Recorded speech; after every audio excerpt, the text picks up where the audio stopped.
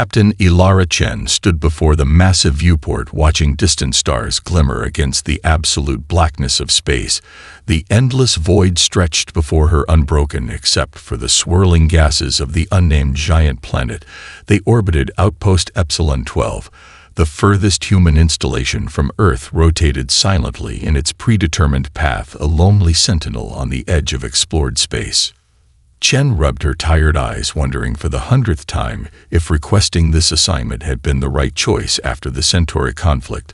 The nightmares had become unbearable, the faces of those lost under her command haunting her sleeping and waking hours alike. Her superiors called this posting recuperative duty, a chance to heal away from the front lines, but everyone knew it was effectively exile. The outpost housed 37 souls, each with their own reason for being at this remote station. Lieutenant Kaido Nakamura, former Special Forces, whose unorthodox tactics had saved lives, but violated direct orders. Engineer Adama Okafor, brilliant but temperamental, whose arguments with superiors had stalled a promising career. Botanist Dr. Lakshmi Patul, who preferred plants to people. Communications specialist Sofia Rodriguez, running from a personal tragedy she never discussed. Chen moved from the viewport to the circular command center where night shift personnel monitored systems with the quiet efficiency of those accustomed to routine. Nothing ever happened at Epsilon 12.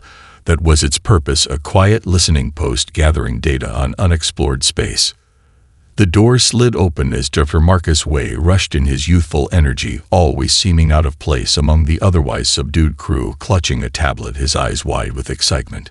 "Captain, the long-range sensors picked up something unusual. I think you should see this." Way was the youngest member of the outpost, fresh from Earth Academy, still carrying the enthusiastic optimism that the others had long since abandoned. Chen sighed, expecting another false positive. The sensors often detected anomalies in this uncharted region, spatial distortions, and natural phenomena that Wei mistook for significance. "Show me."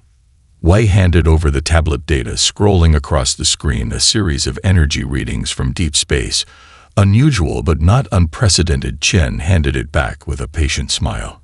"Monitor it, Dr. Wei, but remember we detected similar readings last month from that pulsar." "But Captain, these readings are moving information." This caught her attention, though she kept her expression neutral. "Keep tracking it, inform me of any changes. Now get some rest, Doctor. That system will still be there tomorrow." Wei nodded reluctantly and departed. Chen returned to her rounds, checking in with each station before heading to her private quarters. At the end of her shift, she pulled up Wei's data on her personal console. Something about the pattern nagged at her consciousness. The sensor anomalies were subtle but too organized for natural phenomena. Chen accessed the long-term scanner archive, comparing the current readings against known signatures. Nothing matched. She expanded the search to theoretical profiles, her heart rate increasing as the system displayed possible matches. Suddenly, the computer flagged a correlation archived from the early days of space exploration. "Ships moving in formation." Chen stared at the screen as realization dawned. Something was coming toward human space, something big, and they were the only ones who could see it. Chen called an emergency briefing at 600 station time. The command center filled quickly with bleary-eyed personnel, confused by the sudden summons. The captain stood before the main display, her face grim as she activated the sensor feed. "What you are seeing is not a natural phenomenon. Dr. Wei discovered these readings 18 hours ago. Since then, the anomaly has multiplied exponentially, each signature matching the others in velocity and trajectory." The room fell silent as the implications became clear to everyone. These were ships, hundreds of them, moving with unnatural precision toward human space, toward Epsilon 12. Lieutenant Nakamura was the first to speak, his special forces training evident in his calm assessment. "How long until they reach us?" "We stepped forward 48 hours at current velocity, but Captain, there's something else strange about their approach pattern. They appeared suddenly, as if they dropped out of some form of faster-than-light travel different from our own." Communications Officer Rodriguez raised a hand. "What about contacting Earth Command?" Chen nodded. "Already done, emergency protocols initiated, but our message won't reach Earth for 6 days minimum. Even with quantum relays, help would take at least 3 weeks to arrive." Chief Engineer Okafor cursed softly. We need to prepare defensive measures, but this station wasn't built for combat. The reality settled over the room like a heavy blanket. 37 people alone against what appeared to be a massive alien armada, with no possibility of reinforcement or escape. Chen straightened her posture. We have 2 atmospheric fighters, minimal weapon systems, and an experimental shield array that engineering has been testing. That's our arsenal.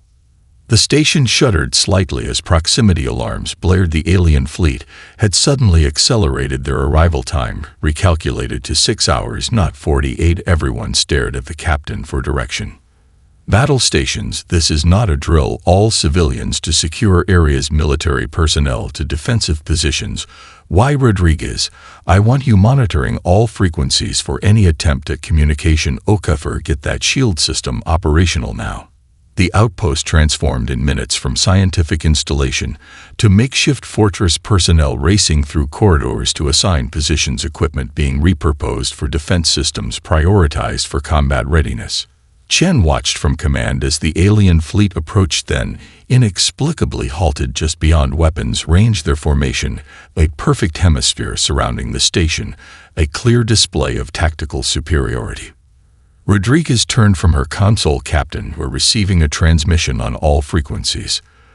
The main screen flickered, showing only darkness at first, then resolved into an image that caused several crew members to step back involuntarily. A being with a chitinous exoskeleton, multiple limbs, and compound eyes that reflected the light like polished obsidian. Humans of Outpost Epsilon 12. The translation came through in perfect English. We are the Vrexian Dominion. Your presence violates the sovereign territory of our empire. You will evacuate this station within 1 planetary rotation, or face eradication. The screen went dark, leaving stunned silence in its wake. The alien had spoken English without any translation delay, revealing they had studied humanity extensively. Chen realized with growing unease. They want us to run, Nakamura said quietly. They want us to abandon the outpost. Chen nodded, which means this position must be strategically important. If we leave, we give them whatever they want and leave Earth blind to their approach. Okafor stepped forward. So we fight, but how do 37 people hold off an alien armada? Chen looked around the room at each face, scientists, engineers, military personnel, all looking to her for leadership, for hope against impossible odds. We make them regret underestimating humans. The outpost transformed into a hive of desperate activity, every corridor filled with personnel repurposing equipment for defense. Captain Chen had divided them into teams, each with specific objectives. Maximize every resource, exploit every advantage, create something from nothing. In the engineering bay, Okafor worked frantically on the experimental shield system. Never designed for military application, the prototype had been installed to protect against radiation and micrometeoroids, not alien weaponry. His fingers flew across control panels as he rerouted power from non-essential systems. We can boost capacity by 30%, he told Chen, but sustaining it against concentrated fire remains theoretical.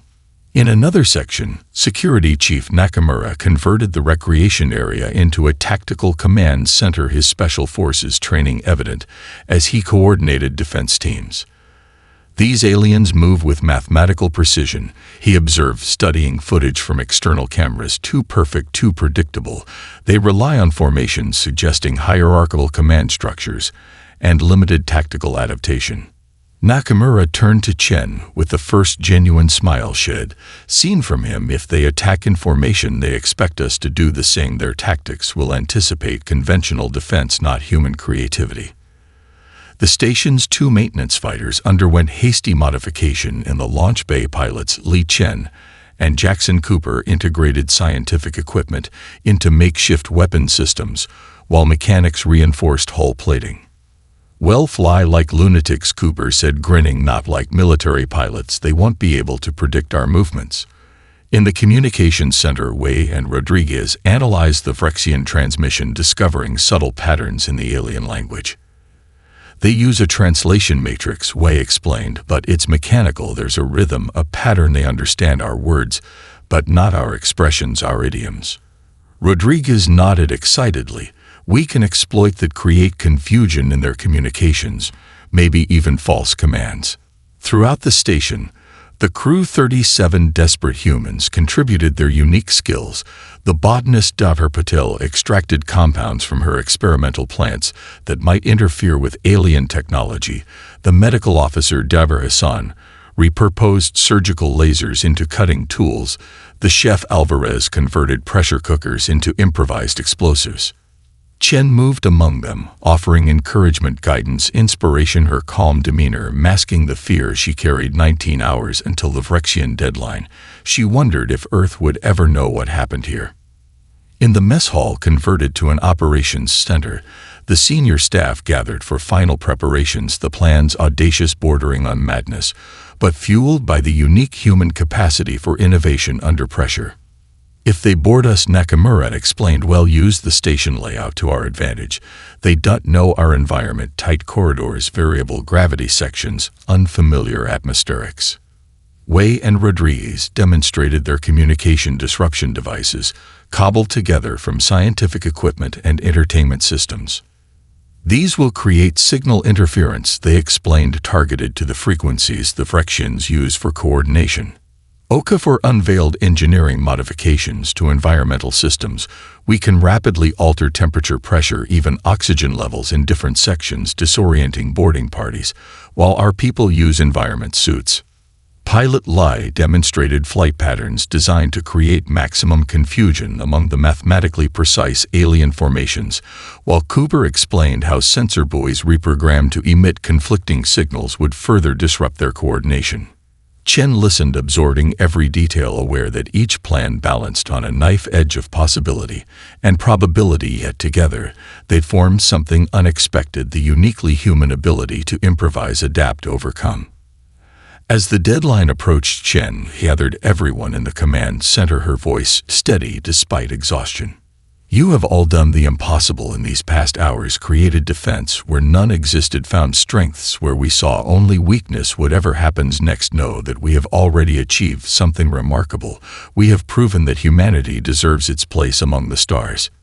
Chen turned to the communications array broadcast on all frequencies. Vrexian Commander, we have considered your generous offer and must respectfully decline. Outpost Epsilon 12 remains under Earth's protection. We hope for peaceful resolution, but are prepared to defend our position. The silence that followed seemed eternal, then the stars disappeared as the alien fleet moved forward. The battle for Epsilon 12 had begun. The Vrexian fleet approached in perfect geometric patterns, hundreds of vessels moving as one, their formation a breathtaking display of coordination that under different circumstances might have been beautiful. The first wave of smaller craft advanced toward Epsilon 12, their weapon systems glowing with energy, preparing to eliminate the human outpost. On the command deck, Shen watched the tactical display, her expression betraying nothing despite the hammering of her heart. Launch fighters now. In twin launch bays, Cooper and Lee climbed into their vessels, hastily modified maintenance crafts. Never designed for combat, the engines roared to life as magnetic catapults flung them into space. Remember, Lai called over the comm, no military maneuvers, nothing predictable, fly like you stole it. Roger, that Cooper laughed, sounding far calmer than anyone had the right to be as they accelerated toward 1,000 alien warships. The Vrexian formation adjusted slightly to intercept the approaching fighters, their algorithms calculating optimal firing solutions for conventional evasion patterns. They fired energy weapons in precise volleys that would have destroyed any properly trained human pilots following standard protocols. Lai spun her fighter in a corkscrew pattern that no flight instructor would ever approve, combining barrel rolls with sudden stops and acceleration changes that stressed the craft's frame to near breaking her trajectory, resembling the path of an intoxicated insect rather than a military spacecraft. The aliens' targeting systems failed to anticipate her movement's energy beams, passing harmlessly through space where her fighter should have been, according to logical prediction. Cooper flew equally chaotically, his craft trailing modified sensor buoys, each broadcasting conflicting signals, creating ghost images on Vrexian sensors, confusing their targeting algorithms with multiple contact signatures. In the command center, Wei and Rodriguez activated their communication disruption protocol, broadcasting precisely calibrated signals on Phyrexian frequencies, creating interference in their coordination network. The aliens' precise formation began to waver, ships adjusting positions to compensate for the unexpected chaos, their responses becoming increasingly erratic as their systems struggled to make sense of contradictory data. On the Outpost, Okafor activated the experimental shield seconds before the first Phyrexian energy weapons struck the station, the barrier flaring brilliant blue. As it absorbed the impact, the engineer watched tensely as power readings fluctuated, warning indicators flashing across his console. Holding at 83%, he reported the reinforced sections are performing better than expected. The battle continued for 27 minutes, the humans using every trick, every unexpected tactic they had devised, the two fighters dancing between alien vessels, triggering confusion and even friendly fire incidents among the Phyrexian ranks as ships fired at sensor ghosts or maneuvered to avoid non-existent obstacles. In space, Lai whooped with triumph as she led 3 alien vessels into crossing trajectories, causing them to collide, their perfect formation breaking down into disorganized clusters. "They can't handle chaos," she transmitted, her voice strained from forces. "They expect patterns rule structure." The first wave of Phyrexian ships broke off their attack, retreating to regroup, the fighters limping back to Epsilon 12, Cooper nursing a damaged propulsion system, while Lai guided him home with her fighter positioned protectively alongside. In the command center, Chen ordered damage assessment reports from all sections. Shield capacity had dropped to 40%. 2 external sensor arrays were destroyed. The weapon systems were overheating from continuous fire, but they had survived the opening assault with no casualties. Nakamura arrived, his uniform singed from an electrical fire, his expression grim as he studied the tactical displays. "They underestimated us," he said, "but they won't make that mistake twice. They'll analyze their failure, adapt their approach. The next wave will be worse." Chen nodded, watching the Phyrexian fleet reorganizing, their formation already showing signs of tactical adjustment.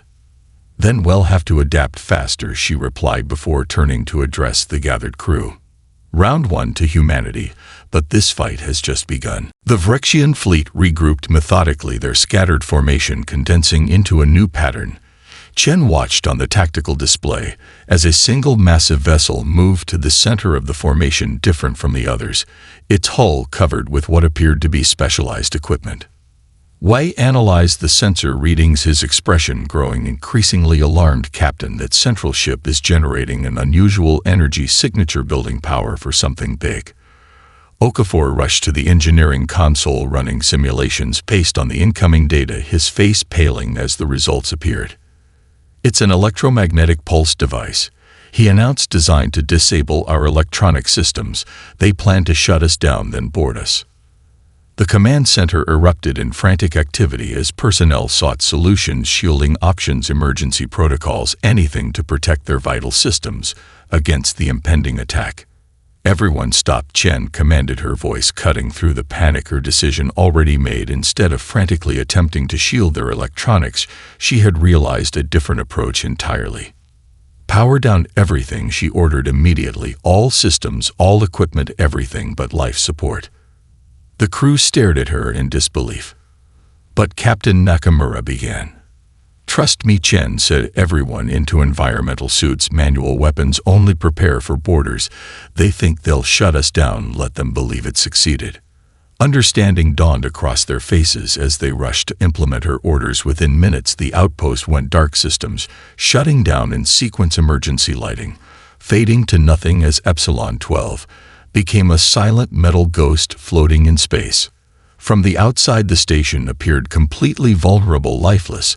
The massive EMP weapon on the Phyrexian vessel discharged a blinding pulse that washed over the outpost, seemingly confirming its defenselessness.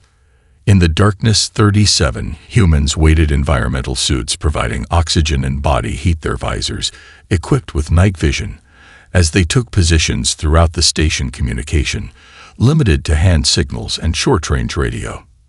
The Vrexians moved quickly, dispatching boarding vessels that attached to the station's airlocks, cutting through with mechanical precision, assuming they would encounter no resistance from the disabled human outpost. They entered a pitch-black labyrinth where every corridor became a trap, every intersection an ambush point. The aliens moved awkwardly in the unfamiliar gravity, their sophisticated technology hampering rather than helping them in the confined spaces. Nakamura led his security team through maintenance tunnels, using his special forces training to coordinate silent ambushes, the Vrexians' superior weapons useless when they couldn't see their targets before humans were upon them. In the botanical section, Dr. Patul deployed modified pollen spores that clogged alien breathing apparatus, causing confusion and disorientation among the boarding parties, while in the mess hall, Chef Alvarez activated his improvised traps, pressurized cooking oil, creating treacherous surfaces that sent invaders sliding into waiting nets. Dr. Hassan, the medical officer, used his knowledge of xenobiology to identify vulnerable points in Vrexian armor, targeting joints and sensory organs with surgical precision, while technicians used maintenance tools as improvised weapons, their familiarity with the station giving them overwhelming advantage in the darkness. Chen moved through the shadows, coordinating the defense via hand signals and brief radio bursts, keeping the defenders one step ahead of the increasingly confused invaders, the aliens clearly unprepared for resistance in what should have been a disabled facility. In the central hub, Wei and Rodriguez ambushed an isolated Vrexian patrol, capturing 3 aliens and their intact communication devices, a critical prize in this shadow war. 6 hours into the boarding action, the Vrexians retreated, having lost nearly 40 troops, while failing to secure any section of the station, their perfectly planned operation collapsing into disorganized withdrawal. In the makeshift command center, illuminated only by chemical lights, Chen gathered her officers, the captured alien equipment laid out on a table before them. They expected technology to win this fight, Nakamura observed, but we showed them humans don't need computers to be dangerous. Chen nodded, studying the alien devices. We've proven we can defend, she said. Now let's show them we can attack. In the darkness of Epsilon 1237, humans prepared for the next phase of an impossible battle, their determination burning brighter than any star. With minimal power restored to essential systems, Dr. Wei and Officer Rodriguez worked frantically to reverse engineer the captured Vrexian communication devices, their fingers moving deftly across improvised testing equipment as they decoded alien transmission protocols. The entire fleet operates on a hierarchical network, Wei explained, pointing to the signal patterns appearing on his screen. Every command cascades down from central authority. If we can inject our own signals into this network. Rodriguez finished his thought. We could create confusion throughout their entire fleet, possibly even issue false commands. Meanwhile, in engineering, Okafor and his team constructed a specialized device using components salvaged from the station's atmospheric processors and rare earth elements from their scientific equipment, the device taking shape as a cylinder roughly 1 meter in length. It's a cascading electromagnetic pulse generator, Okafor explained to Chen, calibrated specifically to the frequency of Vrexian systems based on what we learned from the captured equipment. In the damaged fighter bay, Cooper inspected his vessel technicians, having made desperate repairs to its propulsion and life support systems, not enough for sustained combat, but possibly enough for one final flight. I can give them something big to focus on, he said with forced nonchalance, his casual tone belying the fact that he was volunteering for what everyone recognized as a potential suicide mission.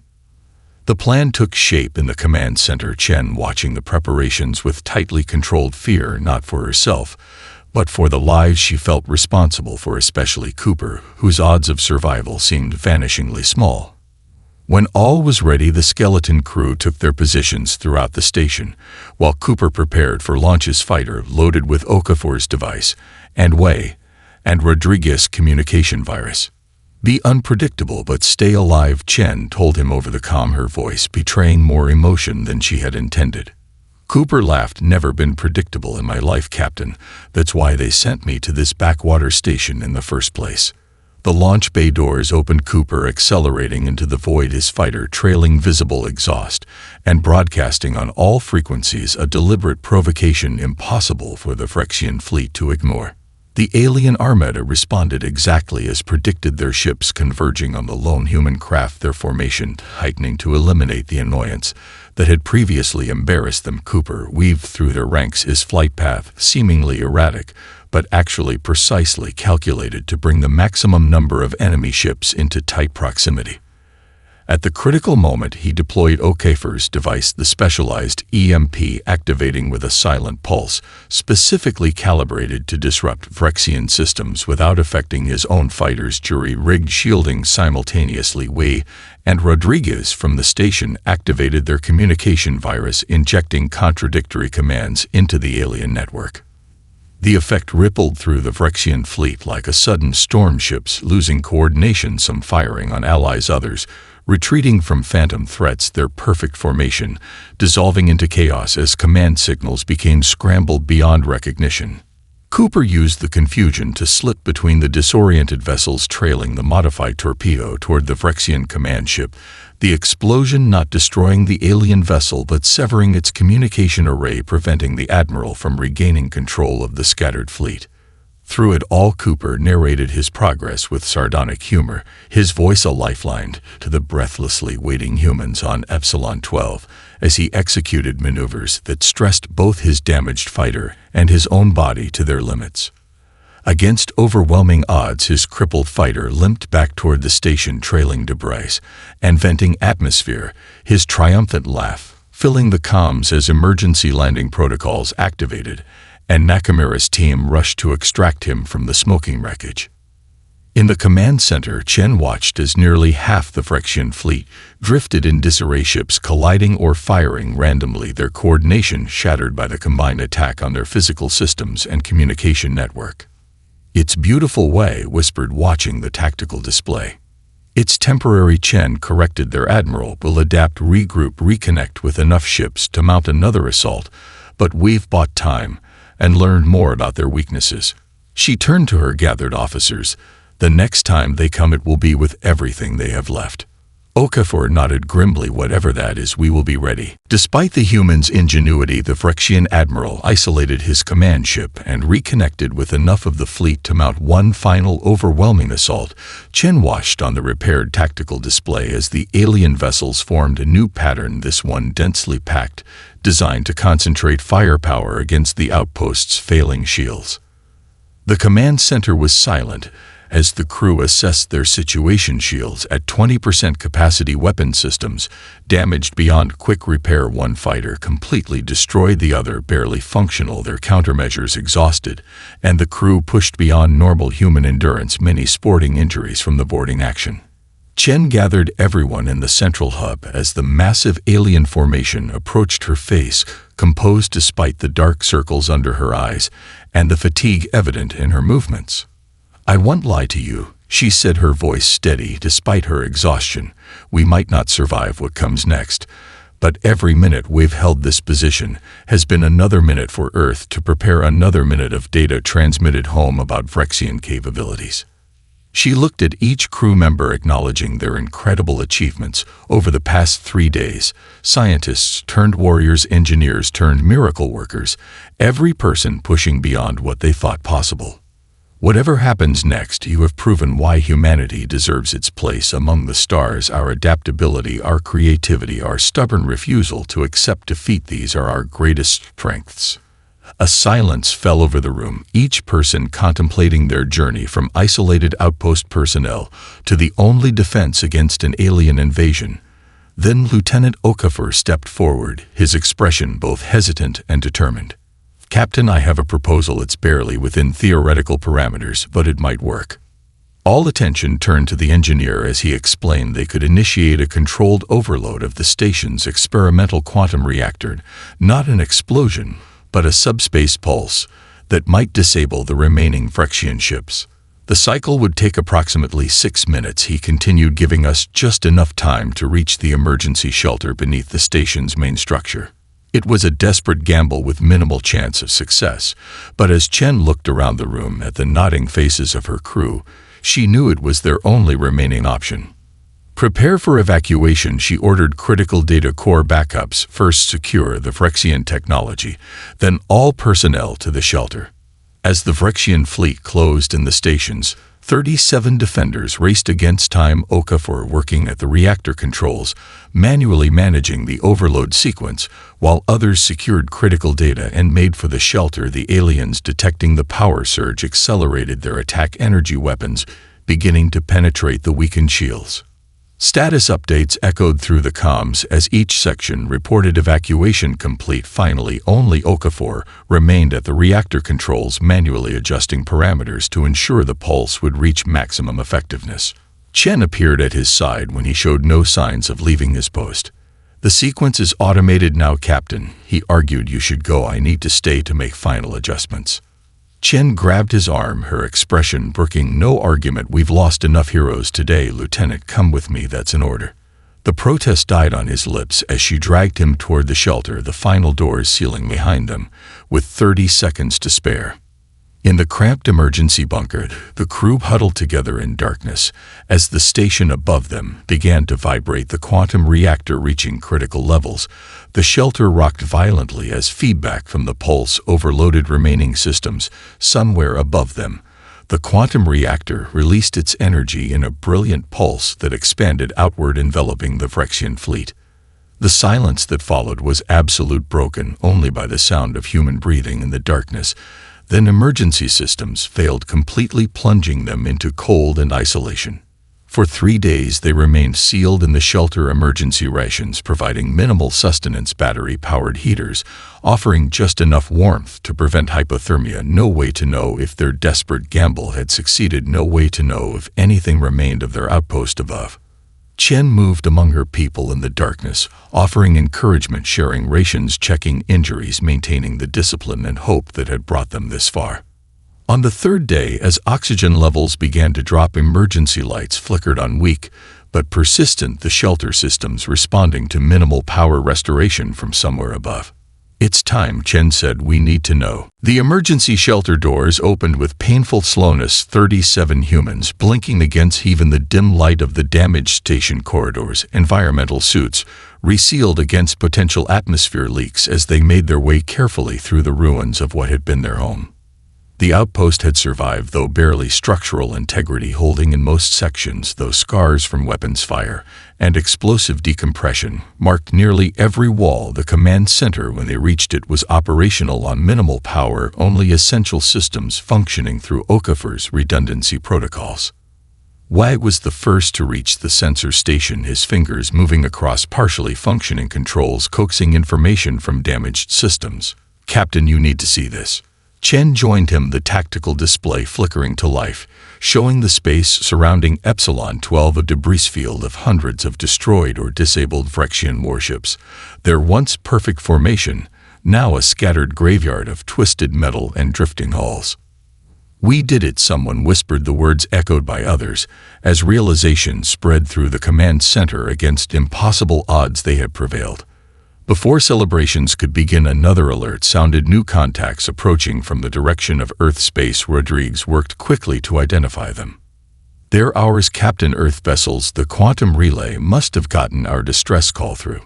3 days later, Admiral Hodgson stood in the partially repaired command center of Epsilon 12, staring at Captain Chen with undisguised awe, the debriefing having lasted hours as the full story of the outpost's defense unfolded.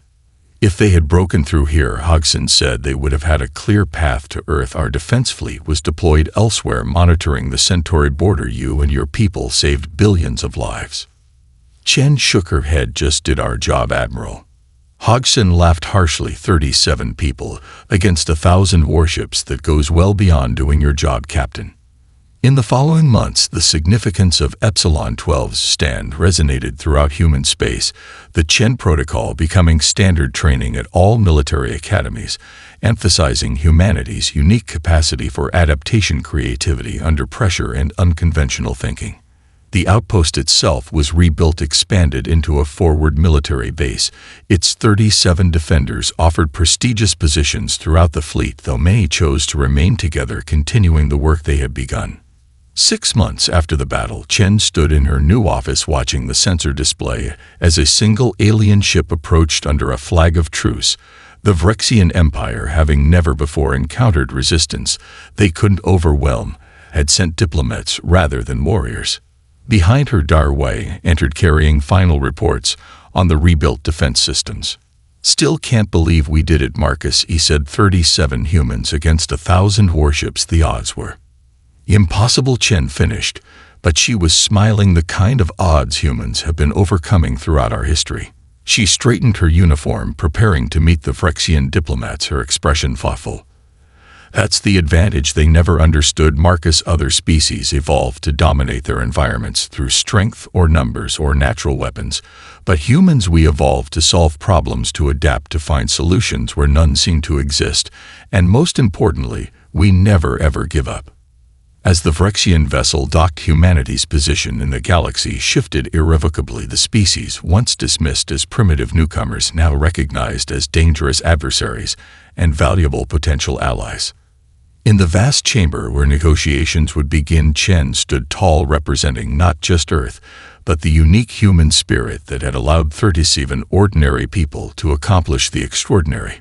The stars she thought belonged to the stubborn, and humanity was nothing if not stubborn. Behind her stood her crew, no longer outcasts or exiles, but heroes, each one a living testament to what humans could achieve when pushed to their limits, each one proof that the most powerful force in the universe was technology or numbers, but the indomitable will to survive, to overcome, to win against any odds. And that was a lesson the galaxy would not soon forget.